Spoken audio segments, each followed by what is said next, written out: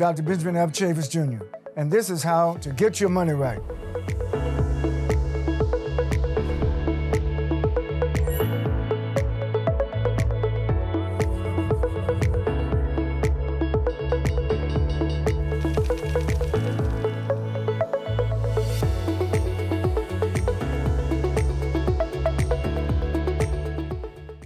Tony Wyllie, the founder and creator of Collective Engine.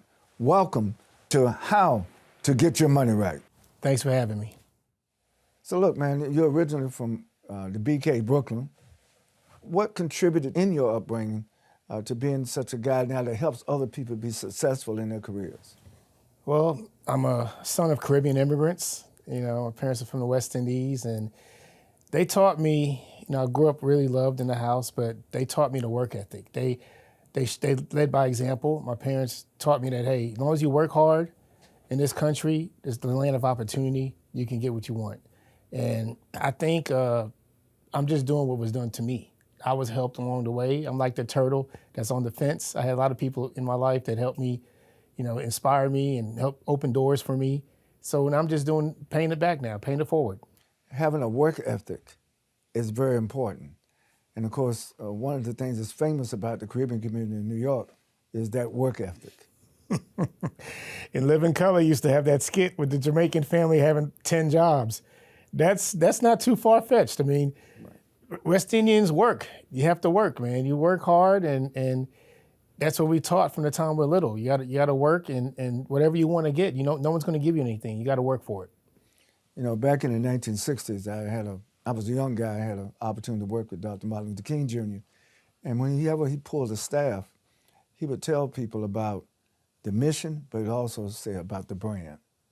And I know you're a branding expert. Tell us how important it is for entrepreneurs, for athletes, for business people to have a specific brand that pushes them up in the marketplace. Well, Doc, I have about 80 clients in 27 different sports. 80 clients? 80 clients in about a year and a half now in 27 different sports. A lot of people refer, I don't have to recruit, a lot of people refer my clients to me. Good. And the great thing is, out of that 80, maybe 20, 25 are young, and I'm talking about high school and younger. I have a 12-year-old basketball player. I have a 9-year-old gymnast. But no matter what age, I'll teach them, you can start in your brand right now. And I have to explain to them, branding, your brand is what you want people to say about you when you're not around. Mm-hmm. So everything you do has to contribute to that brand. If you like health and wellness, then we're going to get brands that contribute to health and wellness, because that's what you're about. And we want to make things authentic. You can't be phony about this. So I want people to start thinking about their brand every time, and everything they do needs to keep contributing on building their brand. You know, we live in the digital age now and social media. So tell us how branding over the last years has changed, has evolved. Oh, absolutely. Social media, I mean, TikTok, I mean, nowadays, you know, with Instagram, with TikTok, people now can use that to connect with their fans, mm-hmm. with companies. It's all about access. The whole reason people want to do social media, sending in messages or looking at, people want to get a peek. People want to look into your lives. So the good thing is you get to control what you allow in. So whether it's, you know, the day of the life, or, hey, I like this for breakfast. I tell my clients, think about all the brands that you use from the time you wake up in the morning until the time you go to sleep. What you eat, the soap, the toothpaste. Why? Because I want things to be authentic. I want it to be you. I don't want to push Burger King if you're a McDonald's person. So you have to be real, Doc. And things, you have to be authentic. You can't be fake. People could see through what's fake and what's real. So it's about, really, people have to have a conscious effort to keep contributing to that brand. Being authentic is important. Absolutely, absolutely. So I know also you teach financial literacy. You help your clients, but also in general, encouraging, particularly in the African American community and other communities of color, the importance of financial literacy. So tell us, how important is financial literacy? It's very important. Money don't come with instructions. Money don't come with instructions. So we try to teach our clients, especially young ones, you know, you got to know about taxes. You know, there's money that You have to contribute to Uncle Sam every year, otherwise you can get in trouble. But also, think about the rainy day. I want when my clients, when they get 30 years old, if it's snowing outside, you don't feel like going to work, you have a nest egg that you're okay. So we want people to think about the long haul, not just going to buying the nice shiny things. No, put something away so that later on, when you really begin your life, you have something to help you get ahead. Stephon Marbury said, "I'd rather own than be owned." So I think you get your money right so that you can try to own instead of being owned.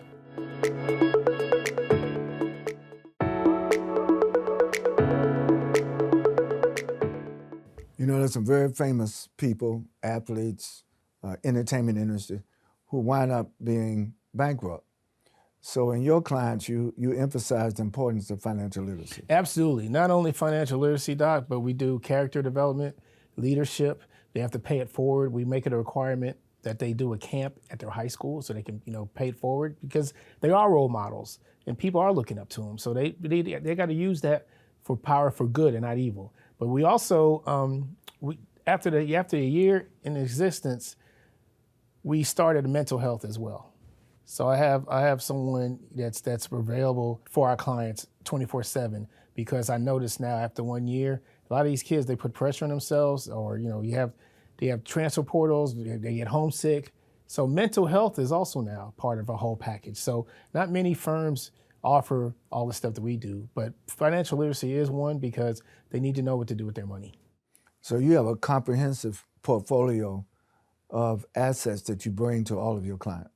I have to credit my wife, because when I first founded my company, we're sitting around the table and she's like, I want to bring the mother's perspective here. I said, "What you mean, honey?" She goes, "Well, what happens if they blow their knee out? I don't want you to to think about getting these kids money. I want them to have a whole package. I want them to get financial literacy. I want them to be role models. I want them to get mental health." So she was coming from a mother that say, "Hey, I want you to look out for these young people." The name of your company is Collective Engine. Tell us how you came to that name. Collective is the families, the athlete, the mom, the dad, me. Collective is the team that's going to help support them and help them grow. And engine, because we work hard. So we're going to work hard like that engine. So it's Collective Engine. That's how we came up with that name. So your name is also a brand. Yes, sir. Collective Engine now is a brand. It has a brand. And obviously you've made a lot of success in a relatively short period of time. So in the scheme of things, why do you think you've had such great success? There are other people who've tried to do what you're doing, but have not been successful. So what is the key that Tony Wyllie has learned about branding? Doc, one word, trust. Trust, we put that on our website. You have to have trust. Trust is something you have to earn. Absolutely. And I think being a 30-year veteran in the NFL front office, I think gives me credibility. I foster a lot of relationships. And a lot of my initial clients were children of players that I work with. So they've known me my whole career, and they trusted me with their children and their careers. And then I'm always honest. I'm not going to tell you what you want to hear. I'm always going to be straight. My grandfather always said, "You're never wrong when you do what's right." So and that's my philosophy. Trust is another vital component. Tell us, you've been with the NFL in the past for a number of years. Who are some of the more famous athletic stars that you've worked with? I worked with 20 Hall of Famers, and the first one was Michael Strahan at Texas Southern when we were in school. TSU. TSU. Real TSU. That's Houston. right. Yeah. That's right. Mike was something back then, and he ended up going to New York, and the rest is history. But I worked with Michael Strahan. I worked with Troy Aikman, Emmitt Smith, Michael Irvin, Jackie Slater, who I'm very close with the Rams, Isaac Bruce. I got to present Isaac Bruce at the Hall of Fame. So you talk about trust. He picked me to present him, which is a huge honor. RG3, back then with the Redskins, Adrian Peterson. There's guys, I remember when I worked at the Pro Bowl, That's the only time Dr. Fan and me came out, because I'm sitting in the room thinking, here are the top players. Here are the top players in the world. This team could probably go out and beat everybody. And Denny Green was the coach, and I remember he said, Tony, you want to say something to the team? And I told him, yeah, everybody here from the SWAC, I want you to, I want to take a picture and picture day. And there's a picture of 6 of us from the SWAC, including Jerry Rice. SWAC is a regional Southwest Athletic Conference, a black college conference. I've had a great career, and I'm very proud of my career, and we work with a lot of tremendous people. Well, if you look at the NFL today, National Football League, the National Basketball Association, NBA, you see a lot of brothers. I know you also represent women in the industry. And you told me before we started, there's really been a really growth Absolutely. in athletic championships by women. Absolutely. Not only that, but brands are really attracted to women. Why? Because you can promote more things. I mean, men can't endorse makeup. Men cannot endorse nail polish. There's different things that are appealing for that brands when attached female athletes to. And the word is influencer. They can influence people to buy their products. So it's business. I want you to go back to something you said earlier about the importance of developing your brand at an early age. Tell us why that's important. Because you have to be consistent, and that can lead to different things. When you were getting recruited, it's your brand. When it's time for endorsement deals, it's your brand. When it's time for paid speaking engagements, whatever. There's so many things that can sprung off from your brand, and it can start from such a young age. You know, the gymnast that I have at 9 years old, she's homeschooled, but she has aspirations to go into the Olympics in 28. So there's like a 5-year journey that she's starting right now, being homeschooled. But she's committed, even by being homeschooled, for her craft.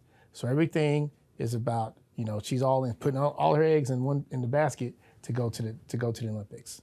And how early do you start teaching them financial literacy? Immediately. My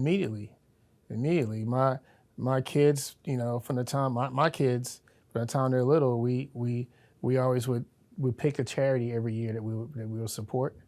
They'll give a certain amount to church, they give a certain amount for them, and they'll give a certain amount for charity. So you start those habits when you're young.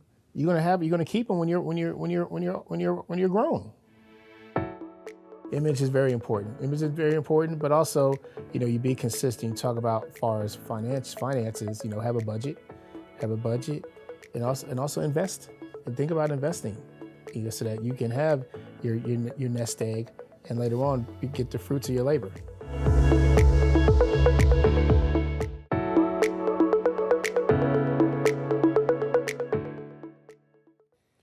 There's a debate in corporate America now about diversity, equity, and inclusion. In fact, somebody told me recently that the word equity has become such a bad word, people don't even use that word now.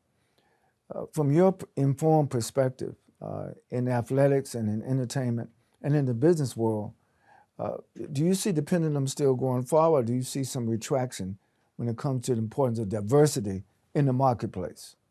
I see it. I mean, it's very, very important. I think there's a push, there's pushback politically to end some of that stuff, but you have to have it. Why? Because you have to respect what people bring to the table. You have to respect the different points of view. Mm. I remember one of the teams I was with. We had a meeting, and the schedule came out, and they had certain themed games. We had military, Toys for Tots, and one of them was called Fighting White Night. And they said, well, does anyone have a problem with this? And I raised my hand. I said, is the Grand Dragon from the Klan going to be there?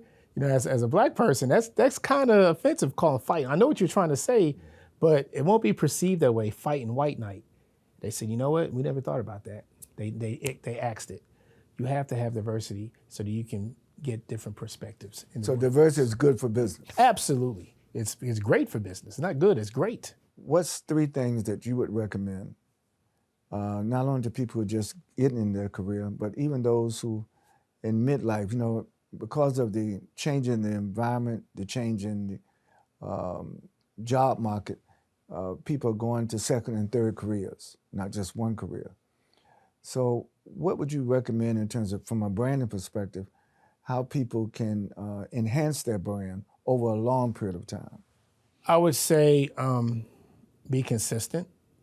Be consistent. You can't be all over the place. You know, if you want to be a certain way, then you keep contributing to it and add stuff to it every day. You be consistent. When I was a student, I had an NFL briefcase. I used to carry around an NFL briefcase.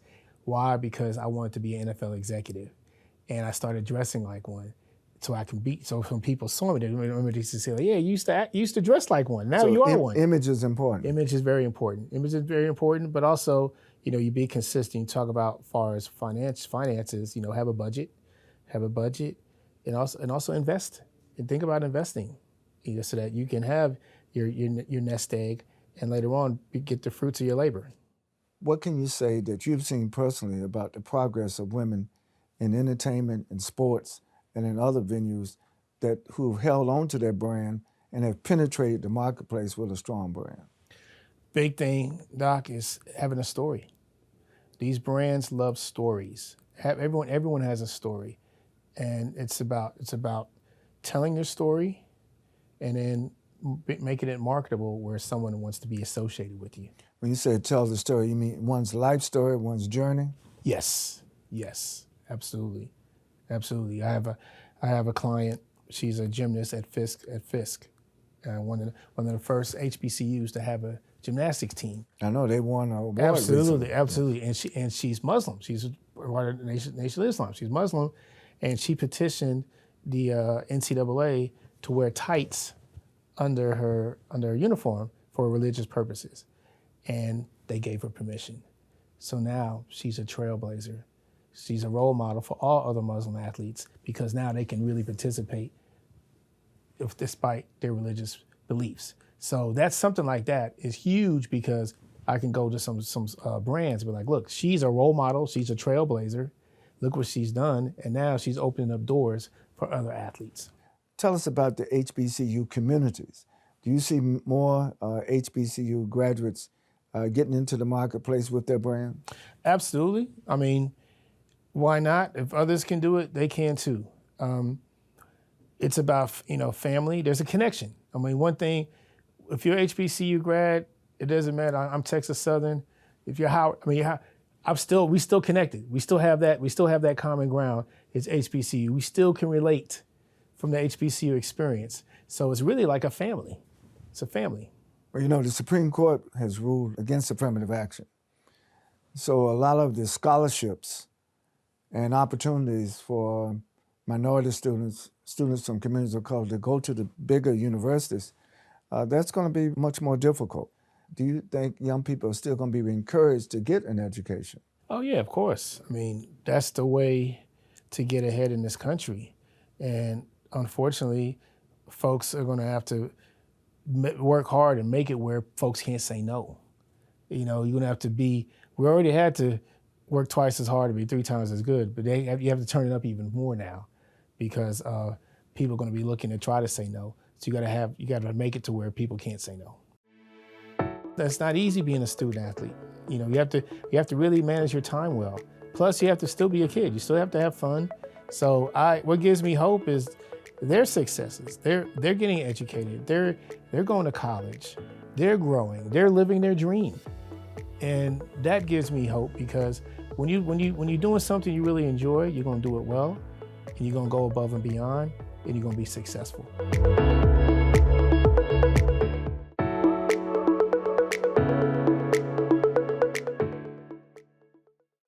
Well, how important is getting, while you're doing your brand, but also to work on your education? Doc, that has to be part of the plan, because the education helps open doors. Education prevents people from saying no. That gives you the credentials to get ahead. And you have to think about getting educated, because once you put that sheepskin on the wall, it makes you qualified. So again, that education degree is important. Absolutely. That GPA is part of your branding. You make the honor roll, then guess what? People think, oh, that person That person is disciplined. That person is able to do the assignments, and that person is very smart. So we want to hire that person. So since you've been so successful, I'm going to ask you, not going to get too personal, but what have you personally learned about the importance of getting your money right? I learned that personally is that you have to be able to do it. Stephon Marbury said, "I'd rather own than be owned." So I think you get your money right so that you can try to own instead of being owned. Entrepreneurship, owning your own business. Absolutely, it's about being in control of your own self. Absolutely. So you're speaking about ownership of some of these teams. Now, we know that in terms of the players, African Americans and other persons of color, they're there. But the ownership of the team is still somewhat of a challenge. Tell us what you see in terms of the future. Do you project, based on what you know of the industry, will they become more inclusive in terms of minority ownership of some of these teams? It's starting to in a small scale, but it's going to be. These valuations now are going to make it really hard because the Washington team was just sold for $6 billion. Some of these valuations for these teams are going up, and they're going to be worth maybe $9, $10 billion. And to be a majority owner, you have to own 30%. So you do the math, and that's liquid. You can't have debt. So 30% of that is, that's billions of dollars. That's pricing some people out. So maybe the NFL will be tough, but you still have like there's a professional volleyball league now. There's some baseball leagues, independent leagues. There's opportunities where people could possibly own, but I also think now they're starting to explore private equity because the valuations are so high. They might start using some of these private equity funds because individuals are going to be hard to buy individually. So you have to probably use private equity. Well, in today's investment world, private equity is probably the strongest place. Mm-hmm. Minorities getting involved in the private equity to provide the funding for those who are working on their brand. We need to. I think there's some, but I don't think there's enough. That's something for young people. If you're looking for a field, look into private equity. That's very, like Doc said, it's very stable, and it can lead to some big things. Can you tell us how important it is to go in depth about investment, in depth about budgeting, and not just go for a sentence understanding of these two important Absolutely. matters? Absolutely. There's a lot of financial planners. Talk to the financial planners. Talk to the experts, and don't just get one point of view. Talk to 2 or 3 of them, so that you can compare. So do your due diligence. Just like you're not going to just take one person's advice and then do it. Follow it. Talk to 3 or 4 of them, and then make your decision. So do your due diligence. How many children do you have? I have 2. Are you working on their brand? Absolutely. My son's a junior in high school. He has a 4.4 GPA and a baseball player. He's getting recruited for baseball. My daughter is more like she has my personality. Her name is Tony as well with an I, but I'm Tony with a Y. And she has my personality, so I could see her eventually taking over my company.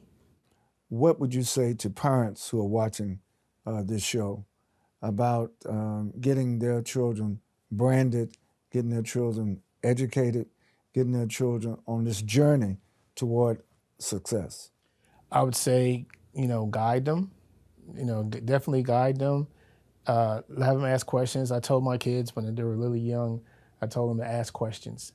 I said, I want you to be curious. I want you to really ask questions. And I said, why? Because when you do that and you have curiosity, you learn. You learn a lot. So always have their brains thinking, and always, again, be authentic. Know what they're about. Let them know let them find out what they're about, so that they can promote that. Based on your success and based on all of your clients, you see you have 80 clients. What gives you your sense of hope for the future? The young people, they kind of inspire me. The fact that what they have to overcome, they have to go to class, they have to keep their grades up, they have to practice. They travel. That's not easy being a student athlete. You have to really manage your time well. Plus, you have to still be a kid. You still have to have fun.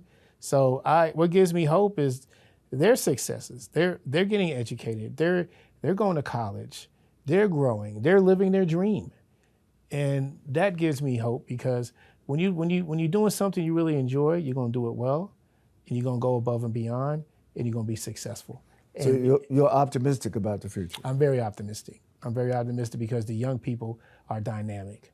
We have some good young people coming up here in this next generation.